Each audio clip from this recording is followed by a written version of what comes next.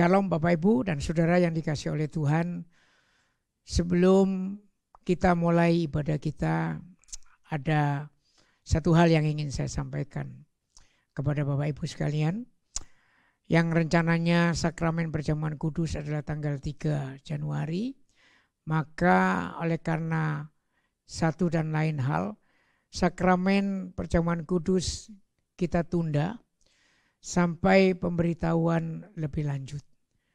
Jadi harap maklum dan Bapak Ibu tetap terus mempersiapkan diri, tetap semangat, jaga kesehatan dan tetap terus bersandar kepada Tuhan. Terima kasih, Tuhan memberkati.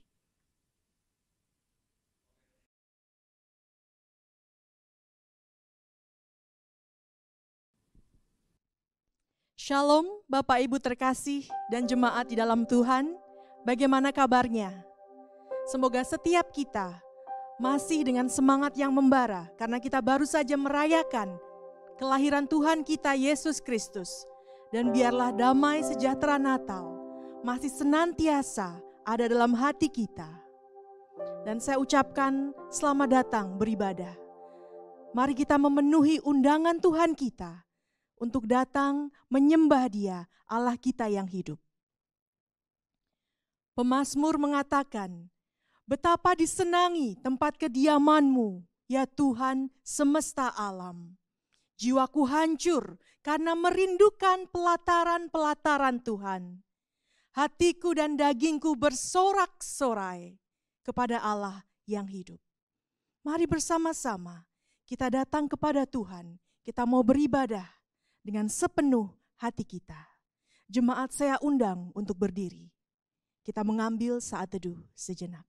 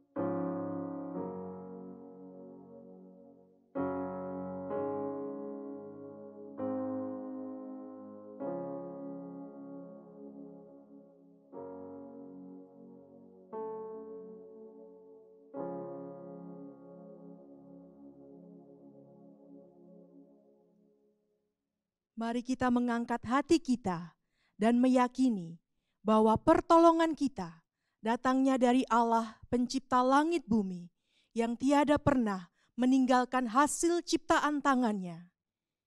Kiranya turun ke atas kita kasih karunia dan damai sejahtera dari Allah Bapa, Putra dan Roh Kudus dalam ibadah kita. Amin. Mari kita meninggikan Allah kita, Yesus Sang Raja di atas segala raja, Anak Tunggal Allah. Katakan, rajakanlah Yesus.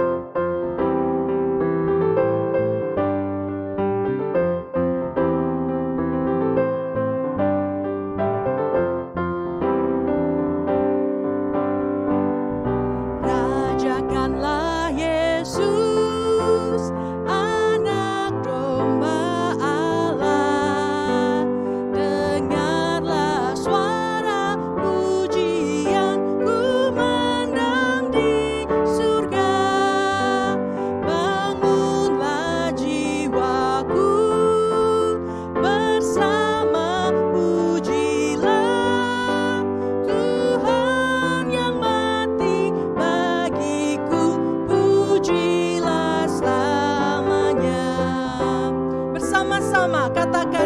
Rajakanlah Yesus, Anak Tunggal Allah. Rajakanlah Yesus, Anak Tunggal Allah. Bergemarlah pengikutnya, Dia pun manusia. Segala sengsara telah ditanggung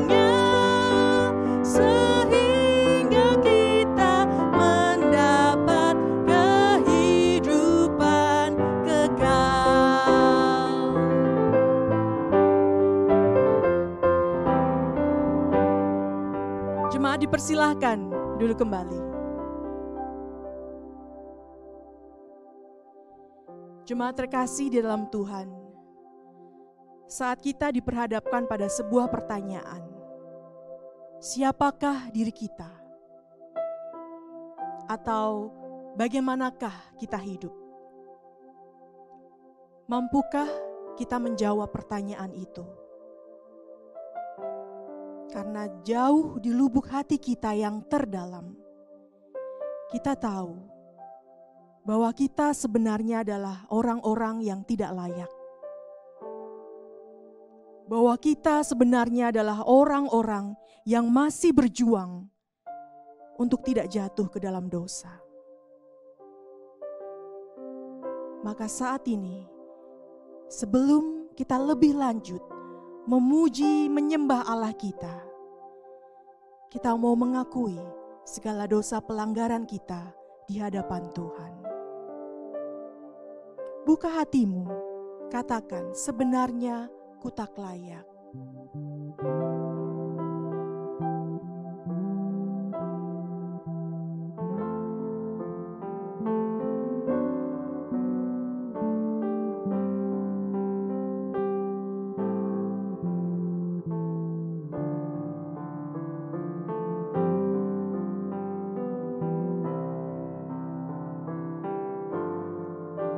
Sebenarnya ku tak layak, tapi Dia mati bagiku. Dia memanggilku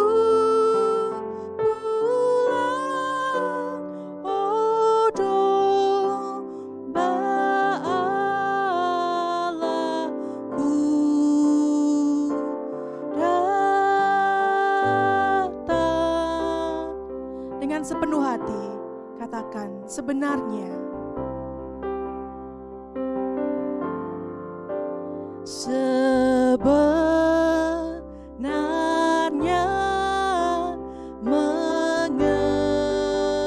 mengembara selalu bimbang, selalu ragu, dan hati yang penuh takut.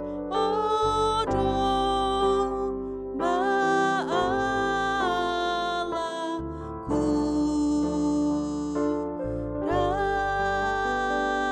datang.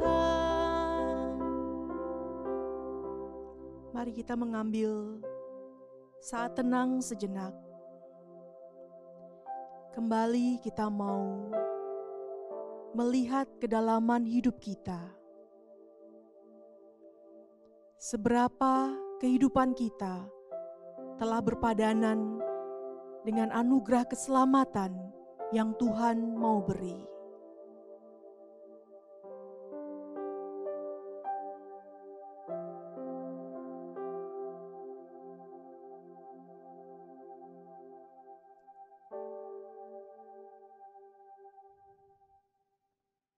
Ya Bapa, Allah kami yang luar biasa, Allah kami yang hidup, Allah kami yang penuh dengan kasih dan pengampunan. Kami datang kepadamu. Kami adalah orang-orang yang lemah, yang masih berjuang Tuhan dengan kehidupan kami, untuk kami tetap mau bisa seturut dengan jalan-Mu. Dan sayangnya kami mendapati kehidupan kami kembali kami berdosa. Ampuni kami Tuhan. Mungkin kami tidak membunuh, mungkin kami tidak berzina. Namun sungguh kadang hati kami takut, kami ragu. Bahkan kami mungkin merasa bimbang di tengah situasi yang menghimpit kehidupan kami. Ampuni kami Tuhan. Dan biarlah sungguh pengampunan yang dari Engkau memulihkan kehidupan kami, untuk kami kembali memiliki pengharapan di dalam-Mu. Ampuni kami Tuhan, sucikan dan bersihkan hati kami. Dalam nama Tuhan Yesus kami sudah berdoa. Amin. Jemaat terkasih di dalam Tuhan, kita adalah orang-orang yang begitu dikasihi, kita telah diampuni, dan kita telah beroleh anugerah keselamatan. Maka biarlah sungguh berita anugerah yang terambil dari 1 Petrus 2 ayat 24 dan 25.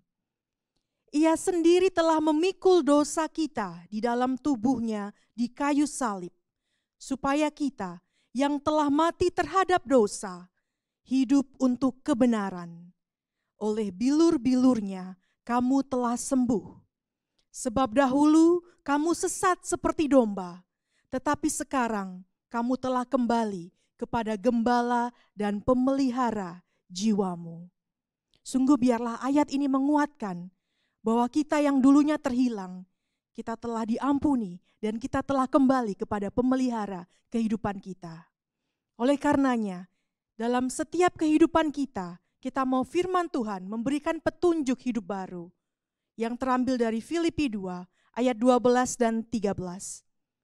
Hai saudara-saudaraku yang kekasih, kamu senantiasa taat, karena itu tetaplah kerjakan keselamatanmu dengan takut dan gentar. Bukan saja seperti waktu aku masih hadir, tetapi terlebih pula sekarang waktu aku tidak hadir. Karena Allah lah yang mengerjakan di dalam kamu, baik kemauan maupun pekerjaan menurut kerelaannya. Biarlah sungguh ayat ini menguatkan kita. Jemaat, saya persilahkan duduk kembali. Dan saat ini kita mau mempersiapkan hati kita dengan kita percaya bahwa firman yang keluar dari mulut Allah tidak akan pernah kembali kepada Allah dengan sia-sia.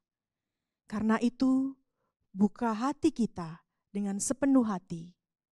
Firman itu akan meneguhkan, akan menyentuh setiap hati kita. Kita siapkan hati mendengarkan firman Tuhan.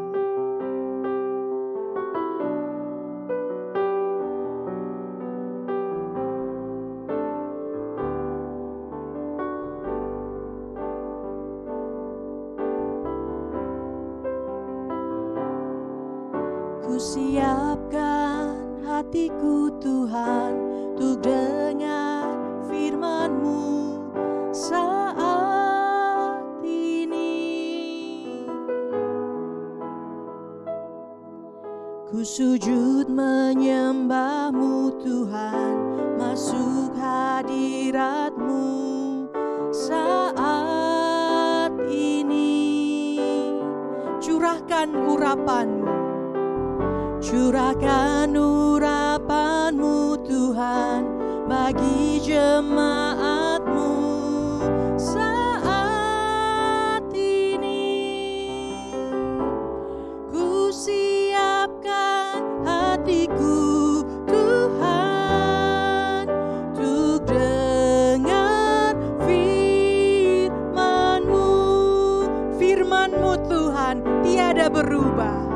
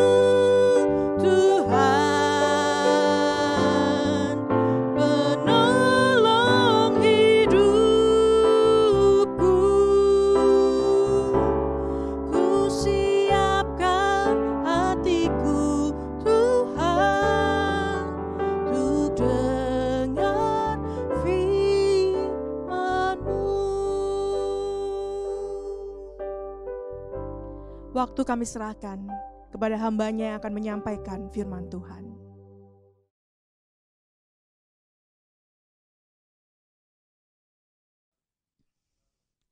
Shalom Bapak Ibu dan Saudara yang dikasihi oleh Tuhan.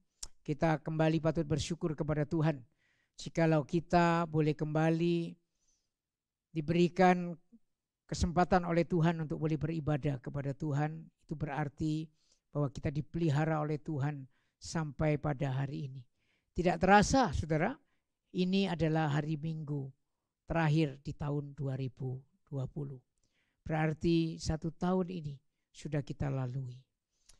Meskipun tetap kita ada pergumulan selama tahun 2020, itu karena kita sedang berada dan menghadapi yang namanya pandemi COVID-19. Tapi kita patut bersyukur kepada Tuhan karena Tuhan masih menyertai kita. Menyertai dan dipimpin sampai pada hari ini. Nah, oleh sebab itu mari kita sungguh-sungguh terus hanya berharap terus kepada Tuhan. Nah, saya mewakili keluarga, saya dan keluarga tentunya dalam kesempatan ini mengucapkan selamat hari Natal dan juga menyongsong tahun 2021. Tahun baru kita. Di depan kurang 4 hari lagi tahun 2021. Kiranya sekali lagi berkat dan kasih karunia Tuhan boleh terus menyertai kita. Mari kita tundukkan kepala sekarang. Kita akan masuk ke dalam pembacaan dan perenungan firman Tuhan. Mari kita tundukkan kepala, kita masuk dalam doa. Bapa kami yang di surga, saat ini Tuhan, kami kembali bersyukur kepadamu karena Engkau sudah memimpin kehidupan kami selama 1 tahun ini ya Tuhan. Dan kami saat ini sebentar lagi akan menyongsong tahun baru, tahun 2021. Tuhan, tolong kami supaya kami boleh semakin melekatkan diri kepadamu, semakin dekat dengan Tuhan, karena kami tahu Tuhan tidak ada sandaran lain kecuali kami terus hanya bersandar kepadamu. Di tengah-tengah ketidakpastian, di tengah-tengah kami mungkin dilanda rasa cemas, rasa khawatir, karena kami masih menghadapi yang namanya pandemi COVID-19 ini Tuhan. Tolong kami untuk boleh tetap terus terarah akan pikiran kami hanya kepada Tuhan saja. Tuhan, saat ini kami akan membaca dan merenungkan firman-Mu. Sekali lagi supaya firman Tuhan itu boleh menguatkan setiap kami dan boleh menjadi pengharapan bagi kami. Pakailah hamba-Mu Tuhan yang akan menguraikan kebenaran firman Tuhan supaya sekali lagi biarlah melalui mulut bibir hamba-Mu ini kebenaran-Mu boleh diberitakan. Dan berita dari kebenaran-Mu itu boleh kembali menguasai hidup kami. Menguatkan kami dan menuntun kami untuk menjadi orang yang lebih dekat lagi kepada Tuhan. Terpujilah nama-Mu Tuhan. Di dalam nama Tuhan kami, Yesus Kristus, kami sudah berdoa dan memohon kepada-Mu. Amin. Bapak, Ibu, dan Saudara yang dikasihi oleh Tuhan, pengharapan bagi saya adalah salah satu hal yang sangat penting dalam hidup seseorang. Sebagaimana yang diungkapkan oleh seorang penulis di abad yang ke-17, yaitu Samuel Johnson, penulis Inggris. Dia mengatakan demikian, di mana tidak ada harapan, di situ tidak ada usaha yang keras. Artinya apa? Ketika seseorang sudah kehilangan pengharapan, maka dia pasti kehilangan daya juang. Kehilangan akan motivasi untuk tetap terus melakukan sesuatu dan apa yang harus dia lakukan. Bapak, Ibu, dan Saudara yang dikasih oleh Tuhan, satu contoh misalnya, berapa banyak kita menemui orang-orang yang sudah divonis misalnya dari satu penyakit, ternyata penyakitnya divonis sudah tidak ada harapan lagi. Maka orang itu semakin hari, semakin begitu cepat dia mengalami akan penurunan akan kondisi kesehatannya. Kenapa? Karena sudah kehilangan pengharapan itu. Bapak, Ibu, dan Saudara yang dikasih oleh Tuhan, tetapi kita bersyukur kepada Tuhan. Karena apa? Karena di dalam Tuhan Yesus Kristus kita masih ada pengharapan dalam situasi apapun. Kenapa saya mengatakan demikian? Kita masih ingat khotbah Natal 2 hari atau beberapa hari yang lalu, 2 hari yang lalu, tanggal 25 Desember oleh Bapak Wilson. Saya ingat sekali kalimat yang dia ungkapkan, bahwa Natal itu menyatakan kepada kita itu God for us, yaitu Allah bagi kita. Tetapi bukan Allah bagi kita, tapi Natal juga sebetulnya adalah Allah itu juga beserta dengan kita. Itulah sebabnya pada hari ini kita akan mengambil satu tema, yaitu Immanuel. Kita tahu semua arti kata daripada Immanuel, yaitu Allah beserta kita. Mari saya mengajak kita untuk membuka firman Tuhan, yaitu dari Matius pertama ayat 23. Matius ayat yang pertama, pasal yang pertama ayat yang ke-23. Saya akan bacakan ayat ini. Demikian bunyi firman Tuhan. Matius pertama ayat yang ke-23. Sesungguhnya anak darah itu akan mengandung dan melahirkan seorang anak laki-laki, dan mereka akan menamakan dia Immanuel, yang berarti Allah beserta kita, atau Allah menyertai kita. Berbahagialah setiap kita yang membaca, yang merenungkan, dan yang melakukan firman Tuhan di dalam kehidupannya hari lepas hari. Amin. Bapak, Ibu, dan Saudara yang dikasihi oleh Tuhan, ini adalah bagian awal ketika ada berita Natal. Maka berita Natalnya pun di dalam Matius diawali dengan Immanuel. Berita Immanuel, yaitu Allah menyertai kita. Dengan kehadiran daripada Yesus Kristus, maka semua persoalan manusia yang paling esensi itu diselesaikan melalui kehadiran daripada Kristus. Kalau kita ingat korban Natal 2 hari yang lalu, yaitu memberikan solusi, memberikan pemulihan. Pemulihan dari apa? Kenapa mengadakan pemulihan? Memberikan pemulihan karena apa? Karena kedatangan Yesus itu adalah menjadi terang di tengah kegelapan. Kedatangan Yesus itu memberikan pengharapan di tengah-tengah manusia yang kehilangan pengharapan. Di mana pengharapan itu sudah hilang karena apa? Di tengah-tengah kerapuhan, di tengah-tengah keterbatasan manusia yang memang tidak bisa diandalkan dan tidak bisa mengandalkan bahkan diri sendiri. Saudara, bahkan yang menarik adalah yang paling esensi persoalan manusia itu akhirnya dipulihkan. Apa yang paling penting? Yaitu relasi kita dengan Allah. Saudara, karena relasi sudah diperbarui, dipulihkan, maka disitulah baru ada sekarang pengertian di dalam kehidupan setiap orang yang percaya kepada Kristus. Itu Allah menyertai kita. Jadi Allah selain bagi kita, tapi Allah itu juga menyertai kita. Dan karena Allah menyertai kita, maka Allah juga bersedia dia untuk kita. Bukan oleh karena hebatnya kita, tapi itu semua oleh karena anugerahnya. Itu semua oleh karena kasih karunia Allah. Bukan karena kesucian, bukan karena kebaikan di kita, bukan karena kehebatan kita. Bapak, Ibu, dan saudara dikasih oleh Tuhan, oleh sebab itu kita patut bersyukur kepada Tuhan. Ketika Natal kita diingatkan, kedatangannya memulihkan kita. Karena Allah itu memang sudah datang bagi kita.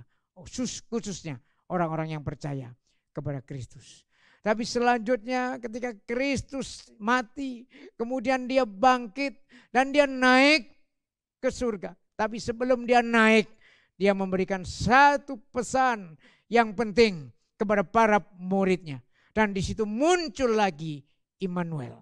Nah, mari kita membuka sekarang Matius 28 ayat 18 sampai dengan ayat yang ke-20.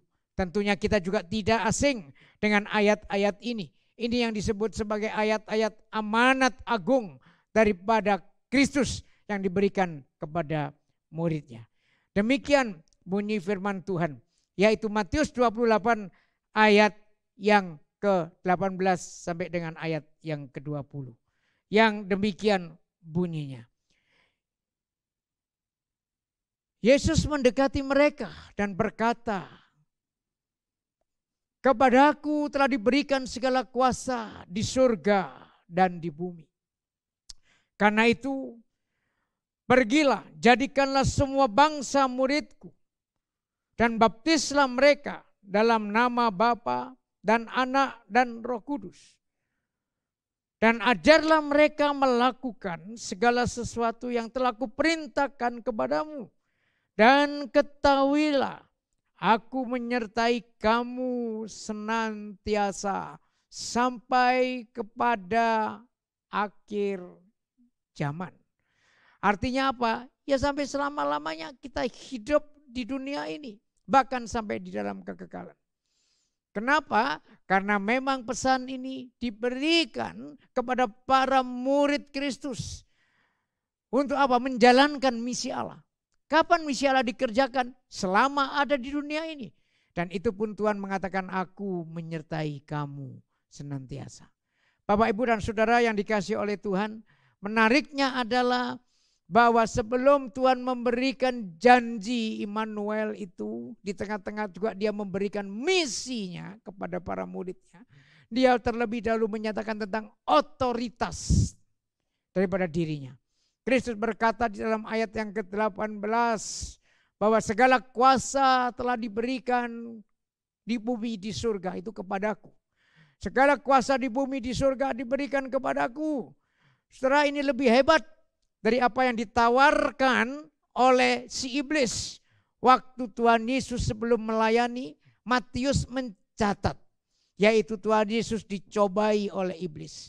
Dan iblis dalam pencobaan yang ketiga, dia menawarkan, akan aku berikan seluruh dunia ini segala isinya, asal engkau menyembah aku. Bapak, Ibu, dan Saudara yang dikasihi oleh Tuhan, tetapi Kristus menolak karena memang dia harus taat kepada Allah. Dan ternyata setelah dia melalui ketaatannya kepada Allah, dengan mati di atas kayu salib, kemudian dia bangkit, dan setelah itu dia mau naik ke surga. Dia memberikan pesan, dan sebelum dia memberikan pesan, dia menyatakan otoritasnya yang diberikan Bapa kepadanya. Yaitu bahwa dia berkata, segala kuasa telah diberikan kepadaku, baik itu di bumi maupun di surga. Lebih daripada tawaran iblis. Tawaran iblis hanya keindahan dunia ini. Tetapi sekarang Kristus berotoritas di bumi maupun di surga. Bapak, Ibu, dan Saudara dikasih oleh Tuhan. Oleh karena apa? Oleh karena Kristus memang dia adalah Allah sendiri yang menjadi manusia. Dan maka dia memang berkuasa di bumi di surga. Selain itu untuk menyatakan hal itu. Untuk mendapatkan segala kuasa, otoritas yang tertinggi atas segala sesuatu. Kristus harus memilih untuk taat kepada Allah Bapa. Melalui ketaatannya itu, dia harus rela menderita di atas kayu salib. Bapak, Ibu, dan Saudara yang dikasihi oleh Tuhan. Itulah otoritas Kristus. Maka ketika kita melihat otoritas Kristus ini, berarti Kristus itu mengendalikan segala sesuatu. Ketika dia berkata bahwa segala kuasa baik di bumi maupun di surga diberikan kepadanya, itu berarti Kristus mengendalikan segala sesuatu. Tidak ada sesuatu pun yang terjadi di luar kendali Kristus. Karena Kristus sendiri adalah Allah itu sendiri. Setelah ini juga menyatakan bahwa Kristus itu siapa? Kristus itu berarti dia adalah Allah itu sendiri. Maka segala sesuatu ada di dalam kendalinya. Baik itu hal yang baik maupun itu yang hal-hal yang tidak kita sukai. Hal-hal yang tidak kita harapkan atau sesuatu yang kita harapkan. Bahkan yang menimbulkan kesukaan bagi kita. Kadangkala ada perkara yang menimbulkan hal yang tidak kita sukai. Itu semua ada dalam kendali Tuhan. Termasuk apa, saudara, kalau saya mengatakan di sini? Termasuk hal yang jahat pun itu ada dalam kendali Tuhan. Tetapi jangan salah mengerti di sini. Allah tidak pernah menjadi sumber untuk hal yang jahat. Tapi hal yang jahat tetap ada dalam kendali Tuhan. Karena Tuhan itu berotoritas. Karena kata kuasa yang dipakai di dalam Matius pasal 28 ayat 18 tadi itu adalah exousia, yaitu otoritas, bukan dunamos, bukan dinamis, yaitu kekuatan, bukan hanya kekuatan, tetapi otoritas daripada Kristus atas segala sesuatu, baik di bumi maupun di surga. Bapak Ibu dan Saudara dikasih oleh Tuhan, selain itu juga bagi Kristus juga, karena dia benar otoritas ada di dalam tangannya, maka dia berkata, dia pun selalu beserta dengan kita. Tidak ada bagian dalam hidup kita itu yang di luar daripada kendali Tuhan. Bapak Ibu dan Saudara yang dikasih oleh Tuhan, termasuk di tengah-tengah ketidakmengertian kita. Mungkin saat ini ada kita yang mungkin terpapar COVID. Kita mungkin berpikir, Tuhan Engkau di mana? Tetap biarlah kita percaya bahwa Tuhan yang mengendalikan segala sesuatu. Tuhan tetap mengendalikan, tapi kita tentunya secara manusia tidak mau. Maka itu kita perlu berhikmat untuk menjaga diri dengan sebaik-baiknya. Tapi sekalipun kita dengan hikmat, kita sudah menjaga diri dengan sebaik-baiknya, kadangkala itu pun masih tidak bisa kita jaga, tidak bisa kita cegah. Karena apa, saudara? Karena kita ini rapuh. Itulah kerapuhan kita. Itulah keterbatasan kita. Maka semua yang ada di dalam dunia ini, semua yang terjadi, itu semua serba tidak pasti. Hanya satu yang pasti, yaitu Allah. Di dalam Kristus, karena dia yang mengendalikan segala sesuatu. Bapak, Ibu, dan Saudara yang dikasihi oleh Tuhan. Bukan berarti saya mengatakan demikian. Juga saya sedang tidak bergumul. Saya pribadi sedang bergumul, saudara. Ada pergumulan-pergumulan yang saya sendiri juga seringkali bertanya, kenapa Tuhan ini terjadi? Kenapa Tuhan di luar dugaan saya, di luar apa yang saya pikirkan, yang terjadi? Seharusnya saya, Tuhan. Seharusnya. Tapi di luar dugaan yang saya duga. Saya sudah memproteksi, sudah menjaga sedemikian rupa. Akhirnya pun harus saya lewati, saya harus alami. Tapi satu hal, di tengah-tengah saya ada kemarahan. Di tengah-tengah hidup saya ketika saya ada berkata, kenapa Tuhan? Kenapa? Mesti anak saya Tuhan. Kenapa bukan saya?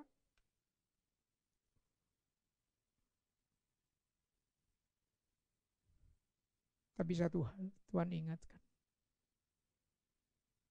Allah itu Immanuel. Berkuasa atas segala sesuatu. Mengendalikan segala sesuatu. Pasti Tuhan punya maksud. Punya pelajaran.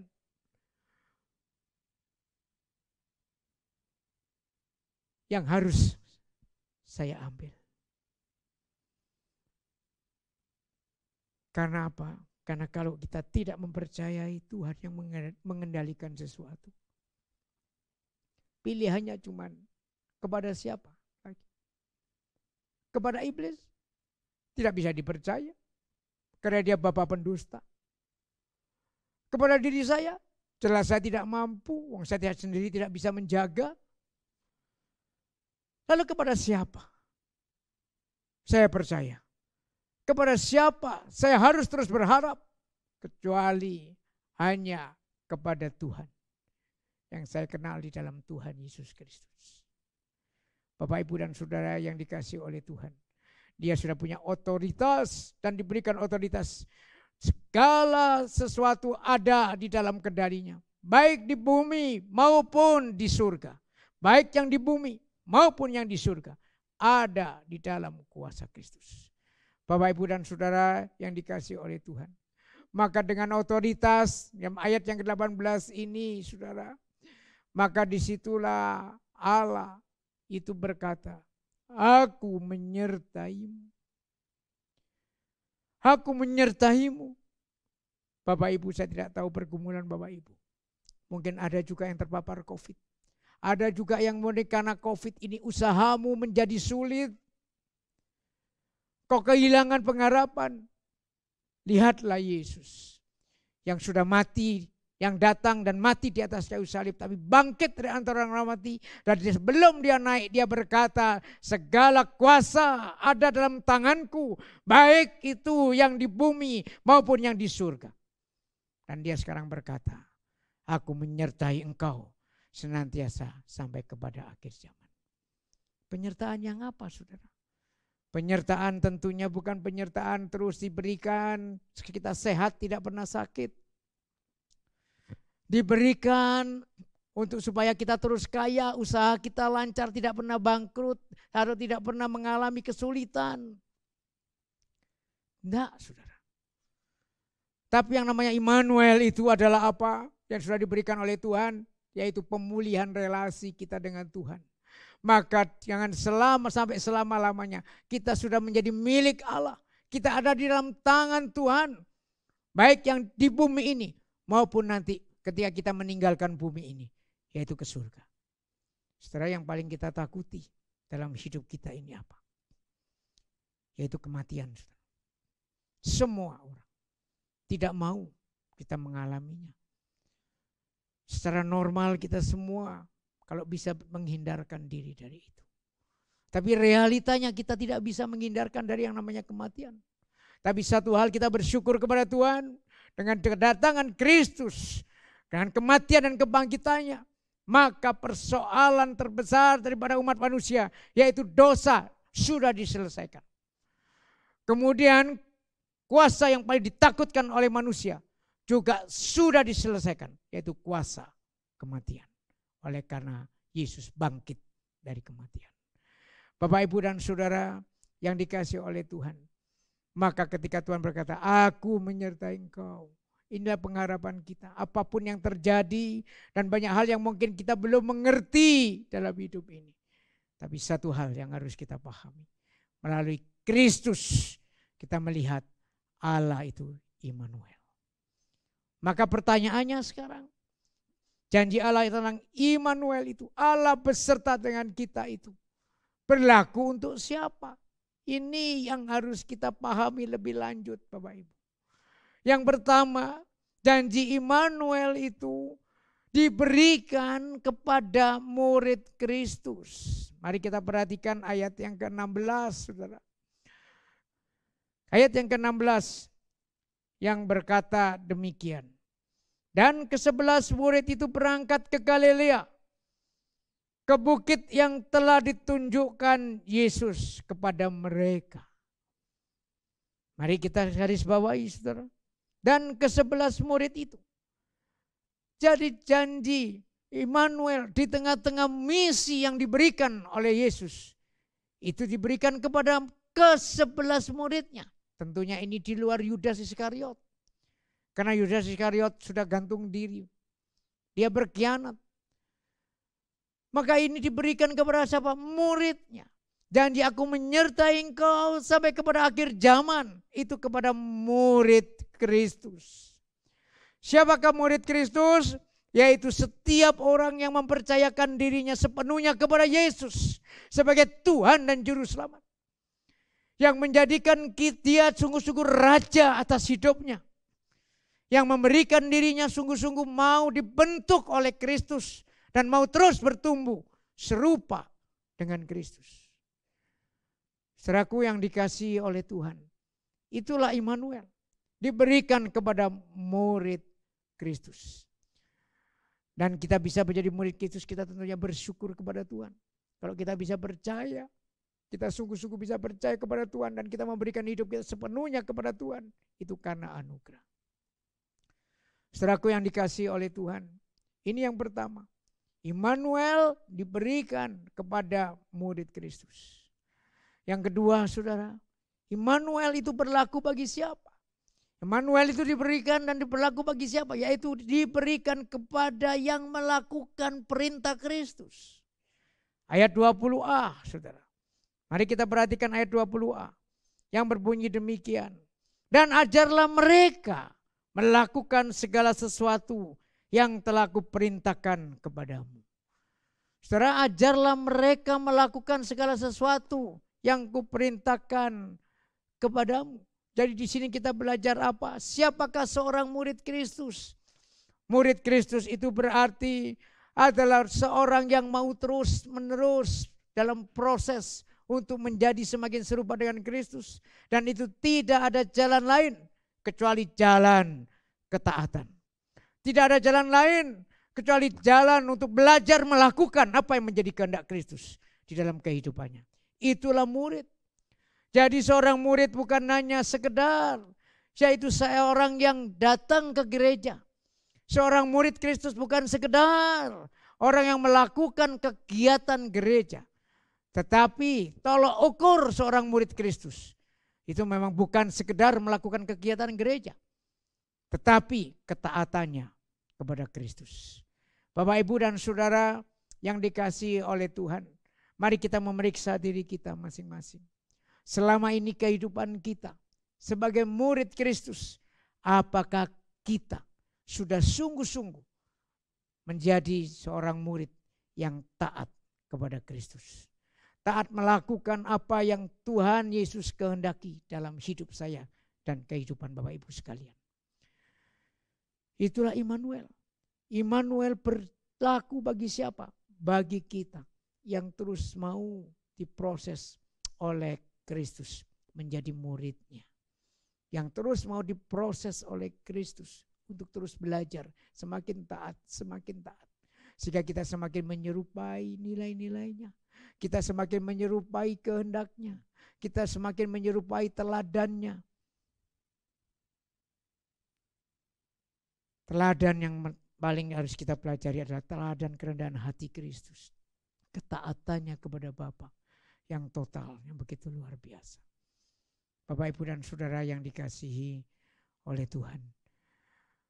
Maka biarlah kita sungguh-sungguh menjadi orang yang terus mau belajar taat kepada Kristus. Maka yang ketiga, Saudara, Immanuel diberikan kepada siapa? Immanuel itu diberikan kepada yang melakukan misi Allah. Di dalam ayat 19a dikatakan demikian.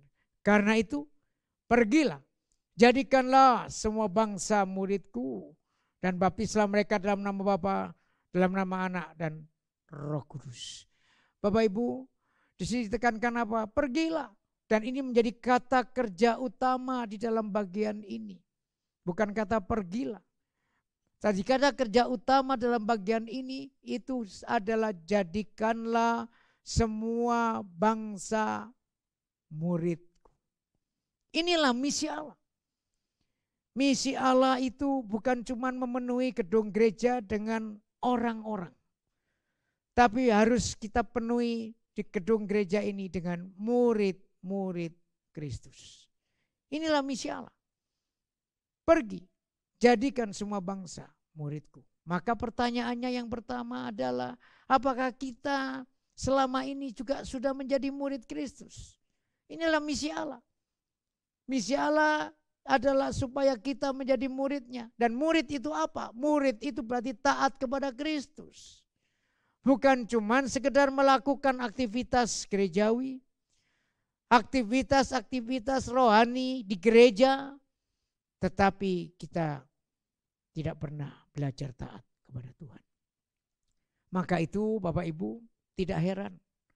Kita seringkali menemui bukan di gereja mereka kelihatan begitu kusuk beribadah. Tapi setelah keluar dari gereja, prinsip-prinsip hidupnya bukan lagi prinsip-prinsip Kristus. Berapa banyak orang Kristen, berapa banyak orang yang pakai nama-nama Kristen, bahkan berapa banyak anak-anak Tuhan dalam tanda petik yang sekarang ketahuan juga akhirnya melakukan yang namanya korupsi. Berapa banyak orang-orang Kristen yang juga melakukan hal-hal yang akhirnya tidak membawa kemuliaan bagi nama Tuhan. Bapak, Ibu, dan Saudara yang dikasihi oleh Tuhan. Biarlah Immanuel ini boleh terus kita pegang. Dan ini kita yakini berlaku bagi siapa? Bagi kita yang menjalankan misi Allah. Menjadikan semua bangsa ini muridku. Tapi dimulai dengan diri kita sendiri. Saya teringat ada seorang yang berkata, saya ingin mengubah akan dunia ini. Tapi ternyata apa saudara? Dia gagal. Lalu sudah kalau begitu saya mengubah saja negaraku. Tapi dia juga gagal. Kemudian kalau begitu saya mengubah keluargaku. Juga gagal. Lalu ternyata apa saudara? Kalau gitu saya mengubah mulai dari diri saya dulu. Saudara, suatu pernyataan yang begitu luar biasa. Kita berubah mulai dari siapa? Dari diri kita sendiri pribadi. Jadi murid Kristus yang mau belajar taat kepada Tuhan, maka mulai dari kita sendiri pribadi mulai mempengaruhi, menjadi teladan buat keluarga kita. Kemudian kepada yang lebih luas, baru disitulah kita boleh menjadi teladan untuk boleh menjadikan semua bangsa itu murid Kristus. Mulai dari diri kita. Apakah kita sudah menjadi murid Kristus? Dan jangan takut saudara, ketika kita mau belajar taat kepada perintah Kristus, disitulah ada Immanuel. Tuhan berkata, aku menyertai engkau sampai kepada akhir zaman. Di mana kita taat? Ya selama kita di dunia ini. Ketika di surga tidak ada lagi kita tidak taatan. Yang ada hanya kita taat. Di surga itu yang ada hanya kita memuliakan Tuhan dan melayani Tuhan. Tidak ada lagi yang namanya kita ada kemungkinan tidak taat kepada Tuhan. Di mana kita bisa tidak taat? Di dunia ini. Maka itu Tuhan berjanji. Selama di dunia ini, mari engkau dan saya biarlah kita belajar taat kepada Tuhan. Karena ada kekuatan dari Tuhan. Karena Tuhan itu Immanuel. Demikian juga di tengah-tengah pergumulan kita. Dalam kita menghadapi tahun 2021. Biarlah kita tetap boleh terus berharap hanya kepada Tuhan saja. Bahwa Dia adalah Allah yang menyertai kita. Terlebih lagi ketika kita mau belajar untuk jadi murid dan mau taat kepada Tuhan. Kiranya Tuhan memberkati kita. Biarlah kita ini menjadi terus gerak maju, kita berpengharapan terus di dalam Tuhan. Dan untuk tahun depan kita mungkin terus mau menjadikan kita semua Jemaat GKT Betani Jakarta. Mari kita bersama-sama belajar menjadi murid Kristus. Kiranya Tuhan memberkati kita semua dan biarlah sungguh Allah menyertai kita senantiasa. Amin. Mari kita tundukkan kepala, kita masuk di dalam doa. Bapa kami yang di surga, kami kembali bersyukur kepadamu ya Tuhan. Untuk penyertaan-Mu, untuk janji-Mu yang luar biasa. Engkau datang ke dalam dunia ini ya Tuhan. Memberikan harapan bagi kami. Engkau memulihkan relasi kami dengan Engkau ya Tuhan. Tetapi Engkau juga berjanji untuk menyertai kami sampai akhir zaman. Bahkan Tuhan, Engkau menyertai kami tentunya sampai selama-lamanya. Karena Engkau tidak pernah meninggalkan kami. Dan ketika kami percaya kepadamu, kami menjadi milik-Mu sampai selama-lamanya. Oleh karena itu ya Tuhan, tolonglah kami supaya kami tetap terus meyakini bahwa Engkau adalah Allah yang Immanuel itu. Sehingga itu yang boleh kami pegang untuk kami jalani selama kami berada di dunia ini. Supaya kami boleh menjadi murid-murid-Mu ya Tuhan. Yang terus mau dibentuk oleh Tuhan. Untuk semakin taat Tuhan melakukan segala perintah-Mu. Mampukan kami Tuhan karena Engkau Allah yang menyertai kami. Oleh karena itu biarlah itu juga menjadi pengharapan bagi kami. Untuk bertekad untuk menjadi murid Kristus yang sejati. Dan karena Engkau menyertai kami, itulah pula yang membuat kami semakin teguh iman kami hanya di dalam Engkau saja. Iman kami semakin kuat hanya kepadamu saja Tuhan. Di tengah-tengah situasi apapun. Karena Engkau mengendalikan segala situasi. Biarlah situasi-situasi apapun tidak mudah menggoyahkan iman kami Tuhan. Sehingga dengan mudahnya kami meninggalkan Engkau. Oleh karena itu ya Tuhan, oleh karena anugerah-Mu lah, tolonglah kami Tuhan. Dengan anugerah-Mu itu, biarlah Engkau menopang kami. Supaya kami boleh tetap terus setia mengikut Engkau, bersandar kepadamu, dan terus berpengharapan kepadamu. Terima kasih Tuhan, terpujilah nama-Mu. Inilah doa kami yang sudah kami panjatkan.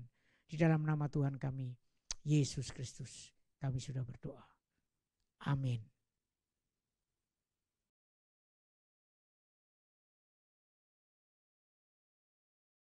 Terima kasih kepada hamba-Nya yang telah menyampaikan firman. Biarlah sungguh kebenaran firman Tuhan menguatkan kita. Dan mari bersama-sama Bapak Ibu saya undang untuk setiap kita berdiri. Kita akan mengikrarkan iman kita dalam pengakuan iman rasuli yang berbunyi demikian. Aku percaya kepada Allah, Bapa yang Maha Kuasa, Khalik langit dan bumi, dan kepada Yesus Kristus anaknya yang tunggal Tuhan kita, yang dikandung dari Roh Kudus, lahir dari anak darah Maria, yang menderita sengsara di bawah pemerintahan Pontius Pilatus, disalibkan, mati dan dikuburkan, turun ke dalam kerajaan maut. Pada hari yang ketiga, bangkit pula dari antara orang mati, naik ke surga, duduk di sebelah kanan Allah, Bapa yang Maha Kuasa. Dan dari sana ia akan datang untuk menghakimi orang yang hidup dan yang mati. Aku percaya kepada Roh Kudus, gereja yang kudus dan am, persekutuan orang kudus, pengampunan dosa, kebangkitan tubuh, dan hidup yang kekal. Amin. Jemaat dipersilahkan duduk kembali. Bapak Ibu yang terkasih dalam Tuhan, kita tidak akan pernah tahu apa yang akan terjadi di hadapan kita di masa depan. Namun sungguh saat kita mempercayakan seluruh kehidupan kita dan kita mau mengandalkan Tuhan kita, tidak ada hal yang menjadi begitu menakutkan. Mari bersama-sama, saya undang kita untuk menyanyikan sebuah pujian. Kita mau menyerahkan seluruhnya kepada Tuhan. Tuhan, inilah hidupku. Dan kita akan memberikan persembahan kita yang terbaik.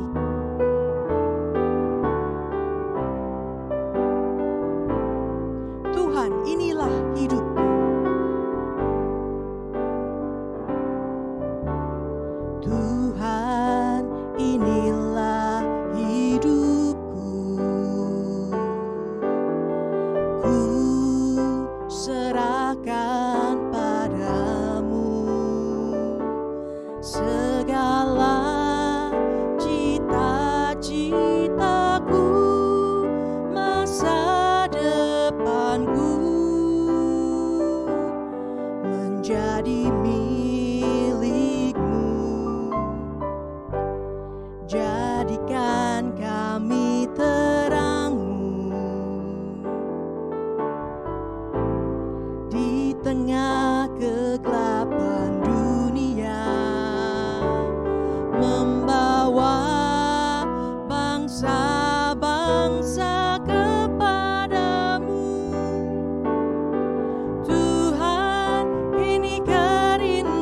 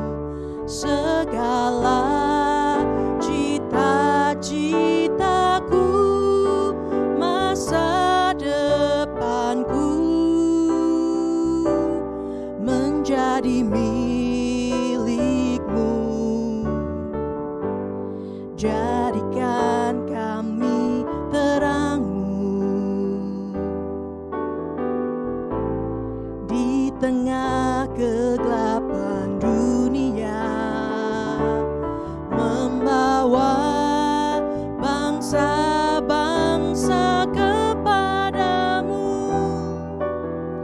Tuhan, ini kerinduanku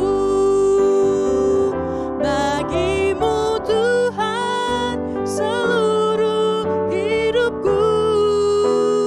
Pakailah Tuhan bagi kemuliaan-Mu. Genapi seluruh rencana-Mu sampai bumi penuh kemuliaan-Mu. Bagimu Tuhan, bagimu Tuhan, seluruh hidupku.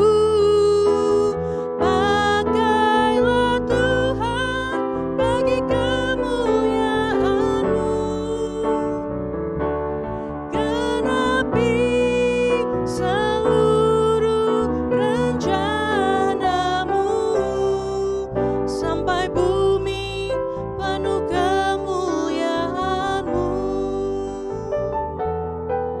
Sampai bumi penuh kemuliaan-Mu. Mari kita tundukkan kepala, kita berdoa.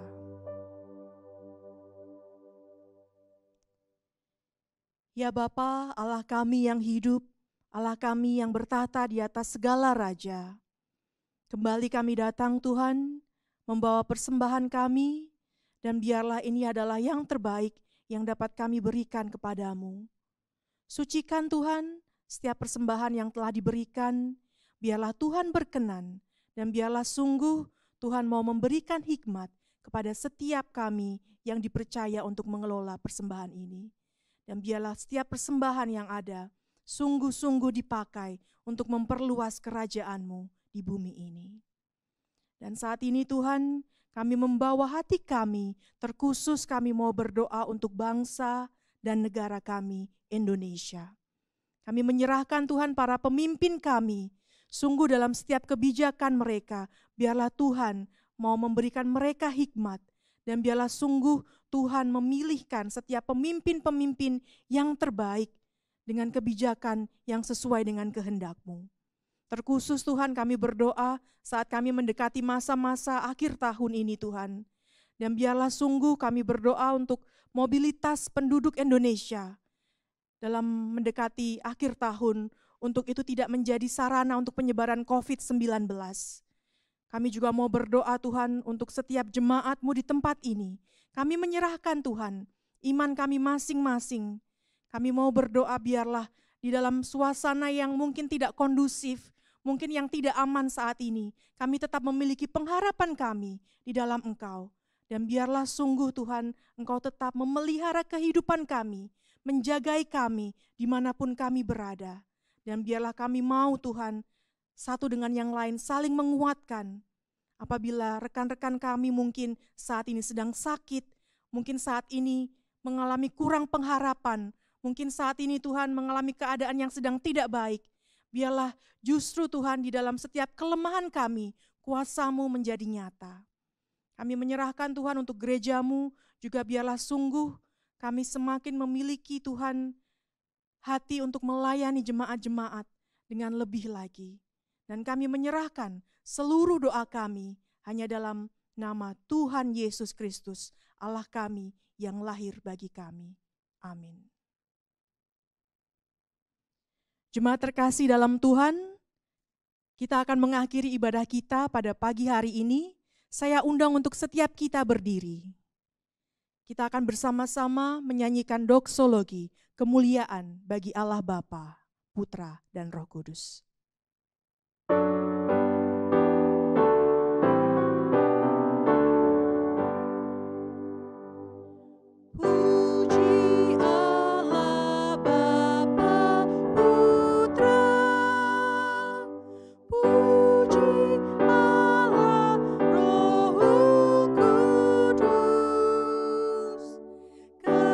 Ketiganya yang esa.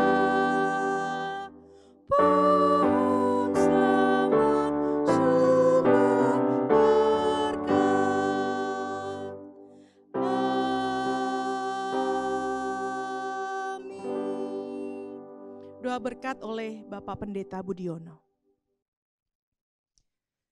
Bapak, Ibu, dan Saudara yang dikasihi oleh Tuhan, mari kita mengarahkan akan hati kita kepada Allah dan terimalah berkat Tuhan.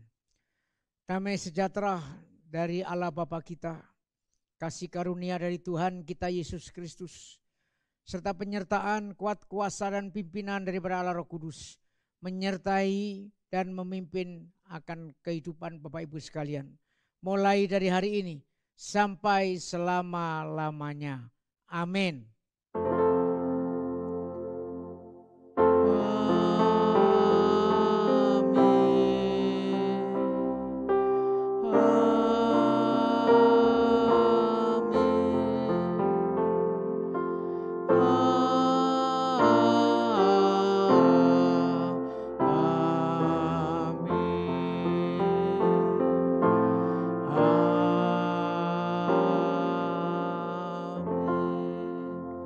Silakan duduk Bapak Ibu Saudara sekalian, silakan mengambil saat teduh dan ibadah selesai.